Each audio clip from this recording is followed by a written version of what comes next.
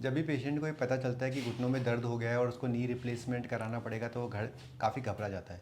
समाज में भी नी रिप्लेसमेंट के बारे में कई तरह की अवधारणाएं हैं, जैसे सक्सेस नहीं होता, इसमें रिकवरी नहीं होती, टाइम ज़्यादा लगता है, काफ़ी कुछ नहीं कर सकते, महंगा बहुत होता है। इस तरह से लोग डरते रहते हैं। लेकिन दोस्तों, आज हमारे पास एक फाइटर है जिनकी दोनों साइड का नी रिप्लेसमेंट हमारे यहाँ हुआ है। आइए इनकी स्टोरी आपको शेयर करता हूँ। क्या नाम है आपका? मीना लखेरा। मीना जी, कैसे आपके घुटनों में दिक्कत आ गई थी? पहले तो ऐसे दर्द होता, अब तो ऑपरेशन करने के बाद दर्द नहीं होता अब तो बिल्कुल। घुटनों में जो दर्द था वो कितने दिन से हो रहा था आपके? 2 साल से हो रहा था। तो आप मतलब क्या क्या कर पाते थे, क्या क्या नहीं कर पाते थे दर्द की वजह से? चल नहीं पाती थी सीढ़ियों पर ऐसे।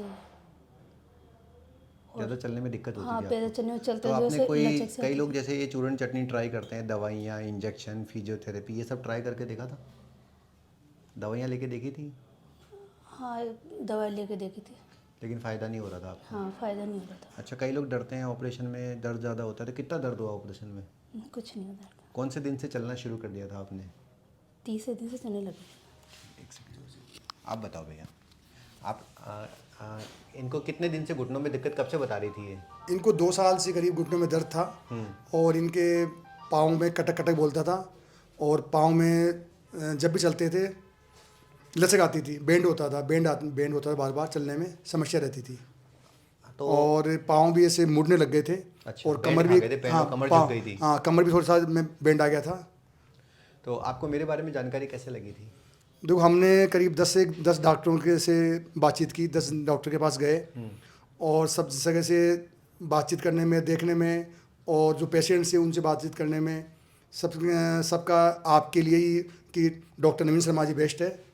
उनसे से ऊपर कोई नहीं है कि डॉक्टर नवीन शर्मा जी के जो भी केस या जो भी ऑप्शन होते हैं सक्सेसफुल होते हैं। तो फिर हमने इसके लिए फिर आपके पास ही आए हम। जो कई लोगों के मन में ये भी रहता है कि भाई हम घुटनों के दर्द के बारे में समाज में कई तरह के डाउट है कि भाई नहीं कराना चाहिए, ये है, चल नहीं पाता, बेड रेस्ट लंबा लगता है, तो ऐसे आपको भी किसी ने बोला था क्या कि घुटनों का ऑपरेशन मत कराओ?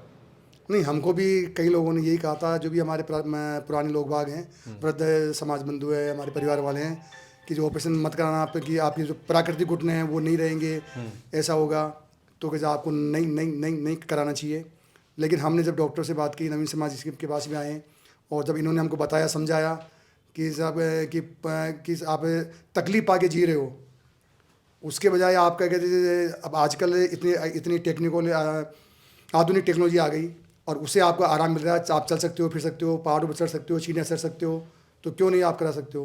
तो हमने और इनके पहले पहले की पुरानी वीडियो भी देखी, लोगों से बातचीत भी करी, उससे हम सेटिस्फाई होकर, और उन लोगों के रिजल्ट तो अच्छे थे, 100% उनकी रिकवरी थी, कोई वो और आराम लोग से। हैं जिनको घुटनों में दिक्कत है और वो डिसाइड नहीं कर पा रहे कि क्या करें, तो आप उनको क्या मैसेज देना चाहोगे? नहीं, तो मेरा मैसेज यही है कि जो भी व्यक्ति देखो पुरानी विचारधारा को छोड़कर, क्योंकि पुराने लोग बागों ने ये कर रखा है कि साहब झूठने का नहीं कराना, तकलीफ पाना है, अपन को रहना है, उसको छोड़कर अपने को आजकल इतनी आधुनिक टेक्नोलॉजी आ गई है कि कम पेन में, कम कम उसमें और कम उसमें खर्चे के अंदर अच्छा इलाज हो रहा है और आदमी 100% सक्सेसफुल हो रहा है और आराम से चल सकते हैं, फिर सकते हैं, सीढ़ियाँ चढ़ सकते हैं, पहाड़ों पर जा सकते हैं। तो आपको ये करवाना चाहिए। दोस्तों, मैं आपको एक बात और बताना चाहूँगा, जैसे घुटने ख़राब होते जाएंगे, एक उम्र बढ़ती जाएगी, तो फिर ज़्यादा उम्र में फिर ये ऑपरेशन कराना मुश्किल हो जाता है। तो ऐसा तो है नहीं कि भाई आप सोच रहे हो कि मैं टालता रहूँगा, क्योंकि ये पता नहीं रहता ना कि बीमारी आगे जाके कितनी बढ़ जाएगी। फिर जब आपकी एज ज़्यादा हो जाती है तो ऑपरेशन और रिस्की हो जाता है। तो इसलिए सही समय पर सही डिसीजन लेना अच्छा रहता है। चलो, आपको बहुत बहुत बधाई हो। अगर आप लोगों को भी दोस्तों घुटनों में कोई दिक्कत है तो आप नीचे लिखे गए नंबरों पर संपर्क कर लेना और हम आपकी मदद करेंगे। कॉन्ग्रेचुलेशन। थैंक यू डॉक्टर साहब।